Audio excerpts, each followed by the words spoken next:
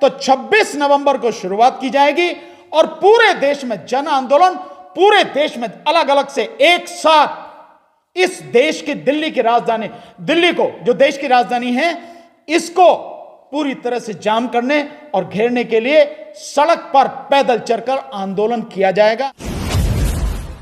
2024 में ही इलेक्शन नहीं होगा अगर इस सरकार की नीतियों के खिलाफ जन आंदोलन खड़ा नहीं किया गया तो।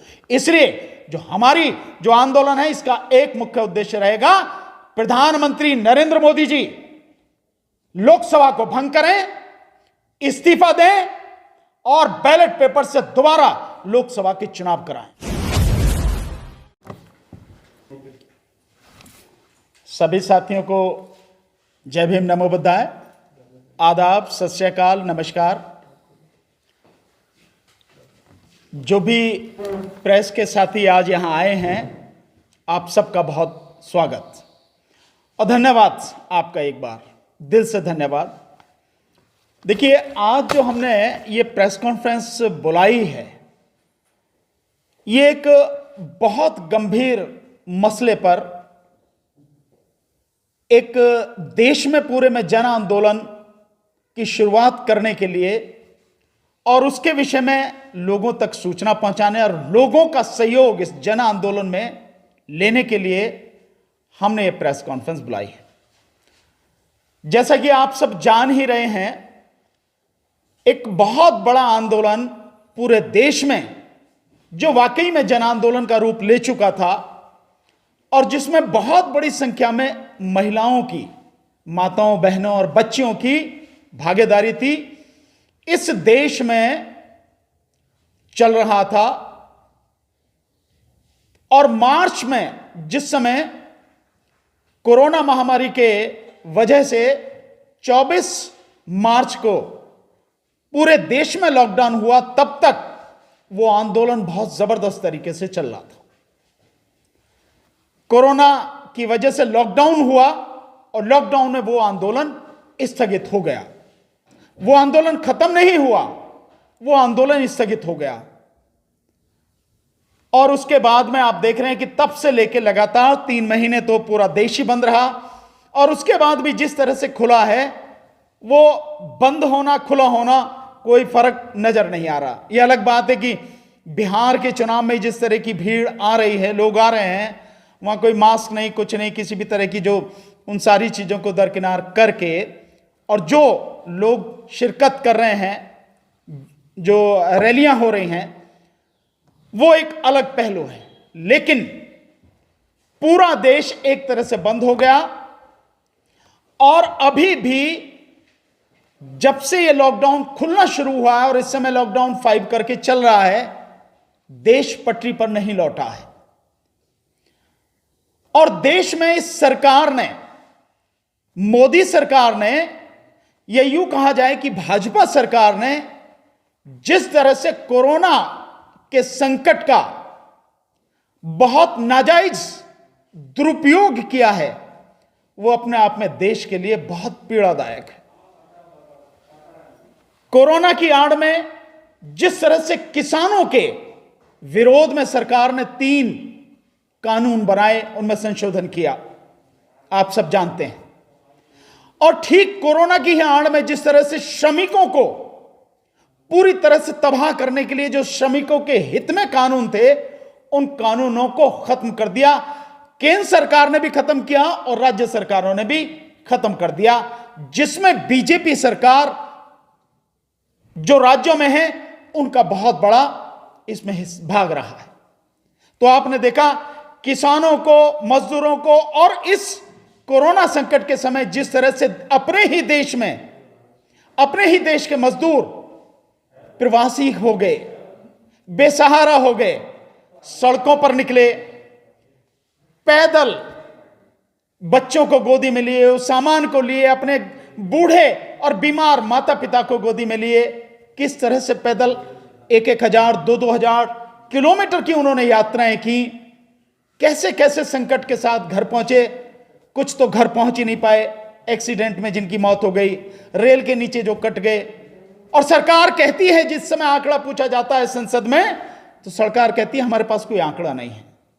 और इस केस में आपने इंडियन मेडिकल एसोसिएशन के जो अध्यक्ष हैं उनकी प्रतिक्रिया भी देखी होगी कि 530 डॉक्टर्स की मौत कोरोना में हो गई। सरकार कहती है कि आंकड़ा नहीं है। तो सरकार की लापरवाही, या यूं कहें कि सरकार की बेरहमी और बेदर्दी और लोगों के दुखों से कोई लेना देना नहीं, ये चाल चरित्र, उसका चेहरा भी इस समय आपके सामने आया। ये सब कुछ हम सब ने झेला है। जिस तरह से पूरा उद्योग चौपट हो गया, जिस तरह से लोगों का रोजगार छिन गया, और कोरोना के बाद में जिस तरह से लॉकडाउन खुला है और उसके बाद जो रोजगार मिले हैं, अब और भयानक स्थिति बेरोजगारी की बढ़ती चली जा रही है। और हालत यह है कि 2 करोड़ 10 लाख से ज्यादा जो सैलरीड क्लास के लोग हैं, जिनको बंदी बंदी तनख्वाह मिलती थी, उन लोगों की नौकरियां चली गई। और ये जो सिलसिला है ये आगे भी जारी रहेगा और नौकरियां जाएंगी। और इस संकट के दौरान तकरीबन 35 करोड़ लोग, उनकी नौकरियां गई हैं, बेरोजगार हुए हैं, किसी भी तरह से उन पर असर पड़ा है। लेकिन सरकार मस्त है बिल्कुल। एक तरफ आप देखेंगे कि जब जिस पूरी देश की अर्थव्यवस्था तबाह हो गई है, हम -24 23.9 पर हमारी जीडीपी पहुंच गई, मतलब 24 ही पहुंच गई। और अब जो जिस तरह का भविष्यवाणी की जा रही है, उसमें जो आने वाले समय में जो हमारी जीडीपी रहेगी वो 10.9 के लगभग रहेगी, यानी लगभग 11 रहेगी। उस स्थिति में माइनस में ये भी माइनस में रहेगी ये भी। और उस स्थिति में जब देश इतना बर्बाद है, कैसे चंद लोग, चंद उद्योगपति जो सरकार के चहेते हैं, ये यूं कहा जाए कि मोदी जी के चहेते हैं, देश के प्रधानमंत्री के चहेते हैं, अंबानी और अडानी जैसे लोग, उनकी संपत्ति किस तरह से 10 गुना बढ़ गई, किस तरह से अथाह पैसा उनके पास इकट्ठा हो गया। और यही नहीं, इसी दौरान बीजेपी के पास पैसे की कोई कमी नहीं है। 400 के लगभग उसके ऑलरेडी जो ऑफिस है वो बन चुके हैं, और 400 के लगभग और उसके लगातार बनने हैं, उन पे काम हो रहा। कैसे, कहां से पैसा आ रहा है? प्रधानमंत्री ने जो बनाया है पीएम केयर फंड, उस पीएम केयर फंड में दसियों हजार करोड़ से ज्यादा पैसा आ चुका, और उनका भी, उनसे भी पैसा 2105 करोड़ रुपया पीएम केयर फंड में उन सार्वजनिक क्षेत्र के उपक्रमों से भी सरकार ने लिया है, जिनको सरकार लगातार बेच रही है, बंद कर रही है, उनसे भी लिया है। कैसे ले लिया आपने? लोगों की सैलरी, उनसे भी लिया है। मतलब पूरा देश तबाही के कगार पर पहुंचा हुआ है, लेकिन सरकार मस्त है, मौज में है। और ऐसे समय में जब इतनी भयानक बीमारी चल रही, 5000, जिस समय 500 केस थे आपने पूरा देश बंद कर दिया, और जिस समय 1 लाख केस थे, आप बिहार में चुनाव की घोषणा की आपने, बिहार में चुनाव कराने आप, चुनाव आपके लिए इतने जरूरी हैं, लोग मर जाएं उससे कोई फर्क नहीं पड़ता आपको। शिक्षा व्यवस्था आपने पूरी तरह से चौपट कर दी, और नई शिक्षा नीति लाके आपने देश को पूरी तरह से प्राइवेट शिक्षा जो है उसको पूरी तरह से प्राइवेट करने की आपकी नीति है, और उसका हाल यह, गरीब पढ़ नहीं सकेगा, यह हालत आपने कर दी है। इन सारी चीजों को लेकर हमने ये प्रेस कॉन्फ्रेंस बुलाई है, और हमने ये प्रेस कॉन्फ्रेंस इसलिए बुलाई है कि अब अगर लॉकडाउन नहीं होता तो वो आंदोलन जो चल रहा था, उसी आंदोलन में ये जन आंदोलन बन चुका होता। हम लोग, उस सारे जितने भी साथी हैं इस देश में, जितने भी लोग सच कहते हैं, सच कहने की हिम्मत रखते हैं, सही बोलते हैं और काम करते हैं, लोगों की भलाई के लिए काम करते हैं, देश को बचाने के लिए काम करते हैं, देश की जनता के लिए काम करते हैं, देश के संविधान को बचाने के लिए काम कर रहे हैं, वो सारे के सारे लोग जिस तरह से काम कर रहे थे, लॉकडाउन नहीं होता तो जन आंदोलन इस देश में आज तक खड़ा हो चुका होता, और इस सरकार को जाने की स्थिति आ गई होती। लेकिन लॉकडाउन की वजह से ये पिछले 7-8 महीने जो गए हैं सबके सामने हैं, पर अब लॉकडाउन खुल चुका है, और अब अगर रहेगा भी तो भी अब इस लॉकडाउन को माना नहीं जाएगा। अब जन आंदोलन इस देश में राष्ट्रीय स्तर पर खड़ा किया जाएगा। उसी की घोषणा के लिए, उसी की किस तरह से यह सब आंदोलन रहेगा, कैसे कैसे हम इस आंदोलन को बढ़ाएंगे, हमने आज ये प्रेस कॉन्फ्रेंस बुलाई है। और इस आंदोलन में जो हमारा ये जन आंदोलन रहेगा, इस आंदोलन में हमारे जो मुद्दे रहेंगे, जो देश के मुद्दे हैं, देश की जनता के मुद्दे हैं, मैं एक बार आपके सामने 1 मिनट में वो सारे पढ़ देता हूं। उन आंदोलनों, उन मुद्दों को लेकर इस देश में जन आंदोलन रहेगा। सबसे पहला मुद्दा ईवीएम। ईवीएम हमारा सबसे पहला मुद्दा है। मैंने बार बार कहा है कि यह सरकार जितना भी सब कर रही है, इसे मालूम है लोगों की वोटों की उसकी जरूरत नहीं है। उसके पास ईवीएम है और ईवीएम में बेईमानी करके, धांधली करके वो सत्ता में आती रहेगी। इसीलिए उसने कहा था कि 50 साल भी बीजेपी सत्ता में बनी रहेगी, ये कहा था, आप सबको मालूम है। तो वो इसीलिए कहा है। और आप इससे भी अंदाजा लगा सकते हैं कि बिहार चुनाव जो चल रहा है, उस बिहार चुनाव में जिस तरह से तेजस्वी यादव की रैलियों में एक जन सैलाब उमड़ रहा है, वो जन भावना है। और केवल बिहार के लोगों की नहीं है, वो पूरे देश के लोगों की जन भावना है। जो भाजपा सरकार, चाहे राज्यों में हो, चाहे भाजपा की समर्थित सरकारें हो, और चाहे केंद्र की भाजपा सरकार हो, मोदी द्वारा नेतृत्व की गई सरकार हो, उस सरकार के खिलाफ, मोदी जी के खिलाफ जबरदस्त जन आक्रोश लोगों में है, आपको दिख रहा है। लेकिन फिर भी सरकार जो मन में आ रहा है वो सब कुछ कर रही है। और अब तो यहां तक भी है कि सेना का भी निजीकरण करने की बात हो रही है। यहां तक कि सेना की जो जमीन है, लाखों हेक्टेयर एकड़ जो जमीन है, उस जमीन को भी निजी हाथों में सौंपने की बात हो रही है। आप समझ सकते हैं कि कितनी गंभीर परिस्थिति है। रेलवे की जमीन को सौंपने की बात हो रही है। उस सरकार को उखाड़ फेंकना, इस देश की जो शासन सत्ता से उसको उखाड़ फेंकना, यही आज की तारीख में इस देश के हर व्यक्ति का, देश को मानने वाले, संविधान को बचाने वाले, इस देश की जनता के हित में काम करने वाले लोगों का एकमात्र उद्देश्य होना चाहिए। इसीलिए हमारा जो मुद्दा है पहला, ईवीएम हमारा पहला मुद्दा है। दूसरा, ईवीएम से चुनाव खत्म होने चाहिए। जो पीपल्स रिप्रेजेंटेशन एक्ट है, उसमें केंद्र सरकार द्वारा संशोधन करके बैलेट पेपर से चुनाव की व्यवस्था लागू की जाए और बैलेट पेपर से ही आगे कोई भी चुनाव वो होना चाहिए। तो ईवीएम हमारा पहला मुद्दा।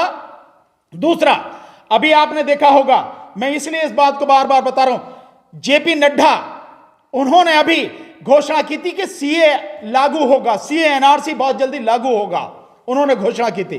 तो लोग भी आप भूल नहीं जाएं कि सीए का आंदोलन खत्म हो गया तो आप भूल जाएं, सीए एनआरसी लागू करेंगे, वो उनका मुद्दा है, हिंदुत्व राष्ट्र के लिए उनका एजेंडा है, जरूर लागू करेंगे। तो सीएए, एनपीआर और एनआरसी हमारा दूसरा मुद्दा, जिसको लेके हम जन आंदोलन करेंगे, लोगों को बताएंगे, समझाएंगे। तीसरा मुद्दा, आपने देखा होगा, बेगुनाह लोगों को, निर्दोष लोगों को सिर्फ धर्म के नाम पर, जाति के नाम पर उन्हें गिरफ्तार करके जेलों में डाल दिया जाता है। किस कानून के तहत? यूएपीए और जो एनआरसी है। तो यूएपीए, एनआरसी और एक गुंडा एक्ट है वो, और चौथा जो है यूपी में अभी स्पेशल सिक्योरिटी फोर्स यानी यूपी एसएसएफ जो बना है, इनको पूरी तरह से खत्म किया जाए, इसको लेकर हम आंदोलन करेंगे। यह हमारा तीसरा मुद्दा रहेगा। चौथा, जो किसानों के विरोध में इस सरकार ने अपनी मनमर्जी से पूंजीपतियों को किसानों की जमीन हड़पाने के लिए जो कानून बनाए, वो तीनों कानून, उन तीनों कानूनों को खत्म किया जाए, किसानों को एमएसपी के लिए कानून बनाया जाए, और C2 जो स्वामीनाथन कमीशन के अनुसार C2 एक्चुअल में C2 है, जिसमें किसान की मेहनत भी शामिल है, वो C2 पर 50% बढ़ा के एमएसपी लागू की जाए, और जिन 23 फसलों पर एमएसपी दी जाती है वो कानून बनाकर लागू की जाए। कहने से नहीं, केवल सरकारी आदेश से नहीं, कानून बना के लागू की जाए, और जो एमएसपी नहीं दे उन व्यापारियों के, उन उद्योगपतियों के खिलाफ सरकार कानूनी कार्रवाई करे। नंबर इसके आगे, जो निजीकरण सरकार ने जिस तरह से कह दिया, आपने देखा कि जिस तरह से 20 लाख करोड़ का मसला किया, और उसके बाद में लगातार हर चीज का, और आखिरी बार उस 20 लाख करोड़ की जो आखिरी जो उन्होंने प्रेस कॉन्फ्रेंस से वित्त मंत्री ने की, उसमें जिस तरह से सब चीज निजी हाथों में सौंपने का सरकार ने फैसला ले लिया। तो जब सरकार ने सब कुछ निजी हाथों में सौंपने का फैसला लिया है, सरकार की क्या जरूरत है? प्रधानमंत्री, गृह मंत्री, इन सबकी क्या जरूरत है? क्या करेंगे सारे के सारे लोग जो देश पर बोझ बने हुए हैं, हटाओ इनको भी, क्या जरूरत है। इसलिए निजीकरण जिस तरह से सरकार कर रही है, इस निजीकरण का पूरा विरोध होगा। निजीकरण को खत्म किया जाएगा, बंद किया जाएगा। जिस तरह से सार्वजनिक संस्थानों को बेचा जा रहा है, उन सबको रोक लगाई जाए और उन सबको वापस ला जाए। यह हमारा एक जबरदस्त, एक बड़ा हमारा मुद्दा रहेगा। साथ में केवल यही नहीं, जैसे मैंने कहा कि शिक्षा को जिस तरह से निजी हाथों में सौंपने के लिए नई शिक्षा नीति सरकार लाई है, उस शिक्षा नीति का भी उसको खत्म किया जाए और शिक्षा को निजी हाथों में जाने से बेहतर शिक्षा में जो सबसे बढ़िया शिक्षा हो सकती है, पूरे देश में एक जैसी शिक्षा और बेस्ट एजुकेशन जो हो सकती है, उसको सबको उपलब्ध कराया जाए।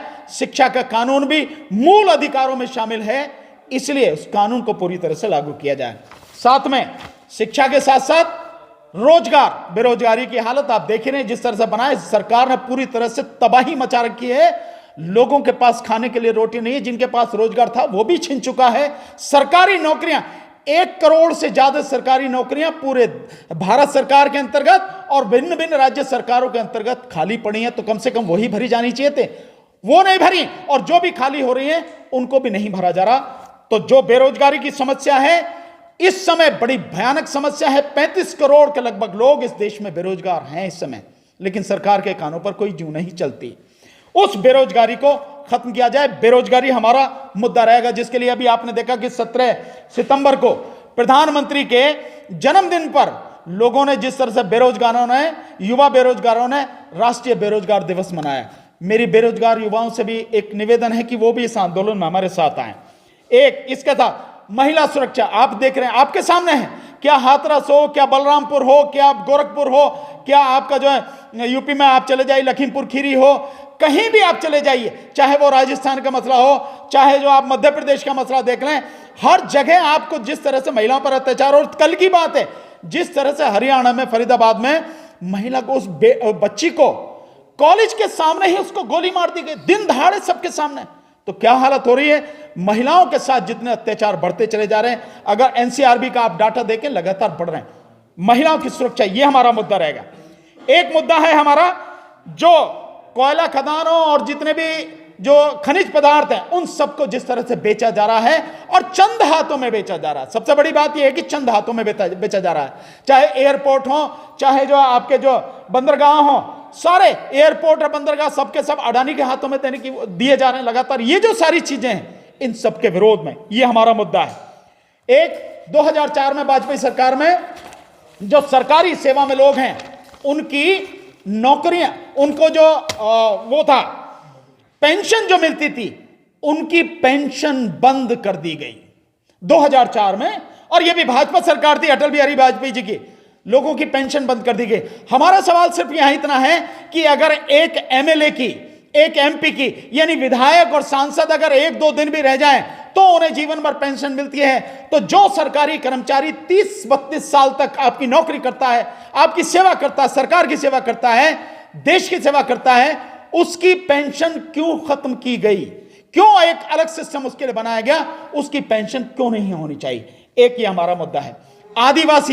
आदिवासियों की जीवन, जल, जंगल, जमीन, जो सबसे बड़े उनके मुद्दे हैं। और इन्होंने जिस तरह से अंबानी और अडानी के हाथों में सारा जो आदिवासी क्षेत्र है, वो कोयला खदान के लिए हो, किसी चीज के लिए हो, जो उनके हाथों में सौंपने की इन्होंने कोशिश, मतलब सारी नीति बना ली है सरकार में। तो आदिवासियों का जीवन, जल, जंगल और जमीन, ये भी हमारा एक मुद्दा है। साथ में साथियों, जो एससी, एसटी, ओबीसी, मुस्लिम और महिलाओं पर लगातार अत्याचार बढ़ रहे हैं, और ये सरकार, विशेषकर भाजपा सरकार, चुन चुन के जो टारगेट कर रही है, जो आपने देखा है दिल्ली दंगे हो या कोई भी हो, उनमें चुन चुन के जिस तरह से टारगेट किया गया है, इस सबके विरोध में ये जन आंदोलन होगा। ये हमारा मुद्दा। एक, कोरोना महामारी के समय में जिस तरह से सरकार ने लूट मचाई है, और लूट इस स्तर पर नहीं, लूट पीपीई किट में लूट, जो वो आ रहे हैं मास्क आ रहे हैं उसमें लूट, जो थर्मल वो मीटर आ रहे हैं, थर्मोमीटर, उसमें लूट, आप देखिए वेंटिलेटर में लूट, कोई ऐसी चीज नहीं है। मतलब महामारी के समय में लूट मचा रही है सरकार, चाहे केंद्र सरकार हो, चाहे उत्तर प्रदेश की सरकार हो, या कोई भी हो, ये इनका हाल है। और जिस तरह से पीएम केयर फंड, अगर पीएम केयर फंड ने पीएम और उसके अलावा 3 और लोग हैं उनमें, तो कैसे जो है आप उसका हिसाब नहीं दोगे, ऑडिट नहीं करोगे? पीएम केयर फंड के माध्यम से जो लूट, और मैं कहूंगा कि पीएम केयर फंड के नाम पे ये रिश्वत है जो लोगों से ली जा रही है, सिंपल, जो उद्योगपतियों से इनसे ली जा रही है, ये हमारा एक मुद्दा है। बैंकिंग व्यवस्था को पूरी तरह से चौपट कर दिया। सैनिक जो हैं उनकी ओआरओपी का जो मुद्दा था, सरकार ने उसको मिट्टी में मिला दिया, कहीं ओआरओपी नहीं दी गई। इसके अलावा सैनिकों के बीच में जिस तरह का भेदभाव किया जा रहा है, सैनिक जिस तरह से पीड़ित हैं, उनको एमएसपी और इसके अलावा उनका कैंटीन का मतलब, उनके जो ईसीएचएस, जो उनका जो सीजीएचएस की तरह जो मेडिकल की, वो कितने ही उनके मुद्दे हैं जो भेदभाव उनके साथ में है, जो उन्हें नहीं मिला सैनिकों का, ये हमारा मुद्दा है। इसके साथ अर्धसैनिक बल, जो अर्धसैनिक बल सेना की तरह ही लगभग काम करते हैं, चाहे वो सीआरपीएफ हो, चाहे बीएसएफ हो, चाहे आईटीबीपी हो, और चाहे एसएसबी हो, और चाहे इसके साथ में आपका असम राइफल्स हो, ये लगभग सेना की तरह काम करते हैं। तो इनको सेना की तरह सुविधाएं क्यों नहीं हैं? उसी की तरह उनको, अगर वो लड़ाई के समय में शहीद हो जाते तो शहीद का दर्जा क्यों नहीं है? और इसके अलावा उनकी और बहुत सी चीजें हैं।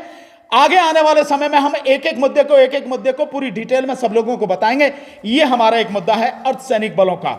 साथ में चीन के मसले पर जिस तरह सरकार ने गुमराह किया लोगों को, ये हमारा मुद्दा है। साथ में एक बहुत बड़ा जो मुद्दा है, और यह बहुत जरूरी है, भीमा कोरेगांव और दिल्ली दंगों में जानबूझकर बेगुनाह लोगों को, दलितों को और मुस्लिमों को जिस तरह से निशाना बनाया गया है, इसके अलावा जो भी सोशल मूवमेंट में लोग एक्टिव रहते हैं, उनको अर्बन नक्सली कहकर जिस तरह से टारगेट बनाया गया। आपने देखा है आनंद तेल तुमड़े साहब कितने बड़े विद्वान, दुनिया में उनकी किताबें चलती हैं, वो लेक्चर देने जाते हैं, 35 से ज्यादा उन्होंने किताबें जो लिखी हैं अब तक। इसके अलावा चाहे वरवरा राव हो, चाहे नवलखाजी हो, चाहे सुधा भारद्वाज हो, और जाने कितने लोग हैं। अभी आप जिनको देखिए 83 साल के जो झारखंड से हैं, उनको गिरफ्तार किया गया, फादर स्टैन स्वामी को।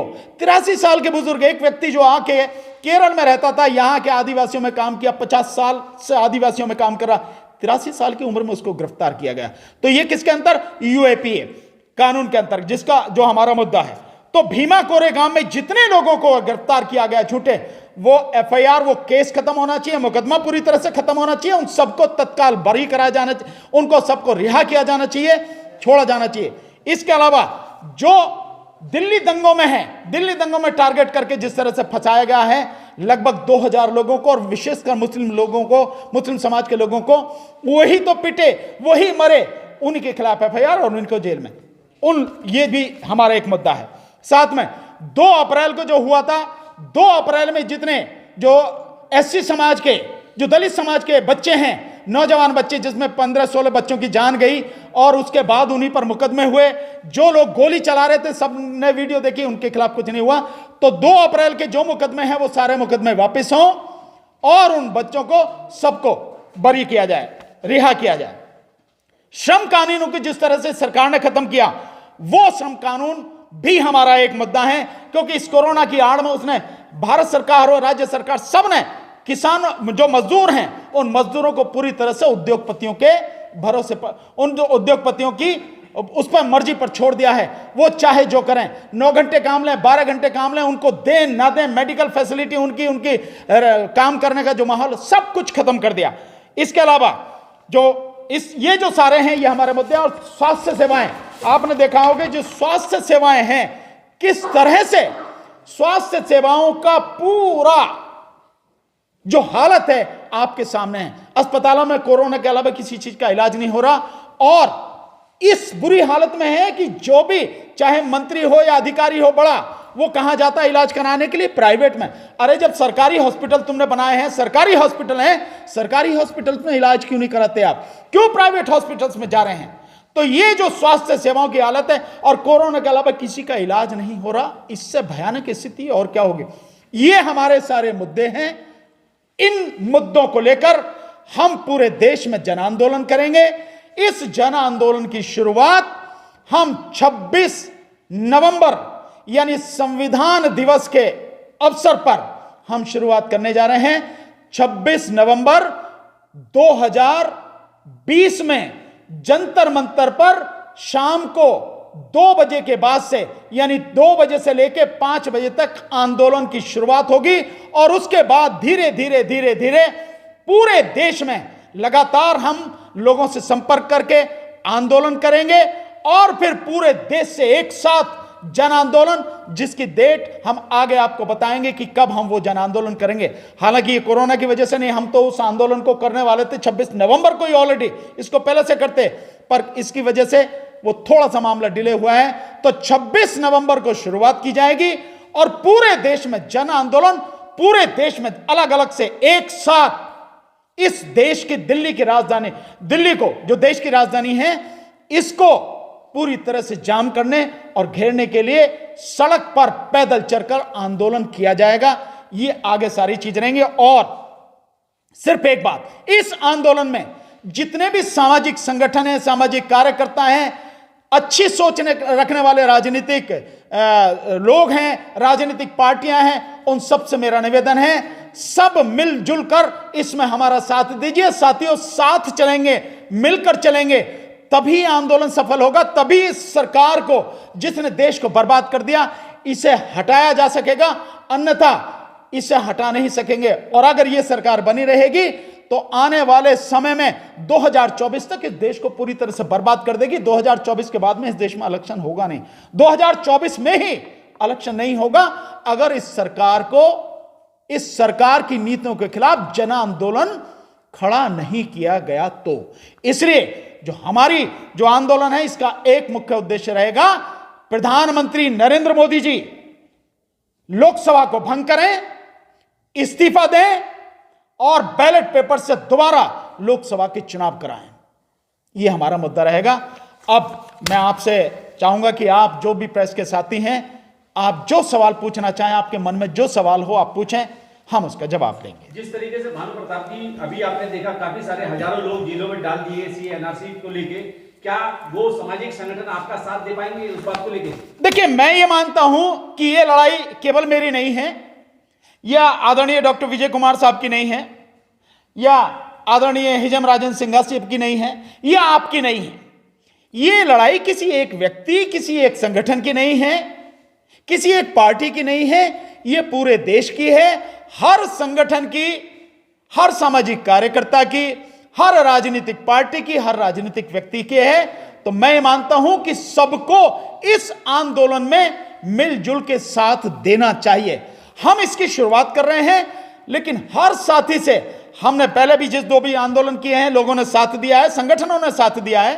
तो हम ये चाहते हैं कि उसमें अपना झंडा, अपना बैनर, अपनी आइडेंटिटी लेके लोग आए, साथ दें, मन से साथ दें और सब मिलजुल कर इस देश को बचाएं, इस देश के संविधान को बचाएं, इस देश की जनता को बचाएं उन क्रूर हाथों से, उन बेरहम और बेदर्द हाथों से जिन्होंने इस देश को बर्बाद कर दिया है, जिन्होंने इस देश में लोगों की पीड़ा को बढ़ाया है। तो हमारा सबसे निवेदन है कि सब लोग साथ दें। सर, जन आंदोलन का जो आप कह रहे हैं, जन आंदोलन करेंगे, जन आंदोलन का प्रारूप क्या होगा? देखिए, जन आंदोलन का प्रारूप आप जानते ही हैं। शुरुआत एक होती है, एक प्रदर्शन से शुरुआत होती है, और उससे पहले पूरे देश में जगह जगह, हर शहर, हर गांव में जाके कोशिश की जाती है लोगों को समझाने की, लोगों को इकट्ठा करने की, और उन सबको इकट्ठा करके सड़क पे आंदोलन करने की। जन आंदोलन का ये है, और लोगों को यह समझाना है कि इस देश की दुर्गति का कारण क्या है, इस देश की दिक्कतों का कारण क्या है। इस देश में इतनी पीड़ा है, इतने साधन संसाधन होते हुए भी, खनिज संपदा के होते हुए भी, इतनी अनमोल और रिच धरोहर होते हुए भी देश बर्बादी की कगार पर है। देश की 80% आबादी भिखारी बन चुकी है। अगर सरकार के ही आंकड़े देखें तो सरकार 81 करोड़ लोगों को दे रही है ना 5 किलो अनाज और 1 किलो चना, तो आप इससे स्थिति का अंदाजा लगा सकते हैं। और मैं तो कह रहा हूं कि 100 से 110 करोड़ लोगों की हालत इस देश में बहुत बुरी है। इसलिए जगह जगह जाकर, गांव, शहर, मोहल्ले में लोगों को समझाकर, आप जैसे मीडिया के साथियों के माध्यम से जो अपनी जहां मीटिंग करते हैं उनकी वीडियो बना के, और इस तरह से फेसबुक और जितना भी सोशल मीडिया है उस सबके माध्यम से, क्योंकि जो गोदी मीडिया है वो तो देश की बर्बादी में लगा हुआ है, वो तो सरकार की गोदी में बैठा, वो तो करेगा नहीं। तो आप जैसे सोशल मीडिया के साथी हैं, आप सबका साथ लेके, आप सबको जानकारी देके और आपसे ये रिक्वेस्ट करके कि ये जानकारी लोगों तक पहुंचाएं, इस तरह से हम इस आंदोलन को करने की कोशिश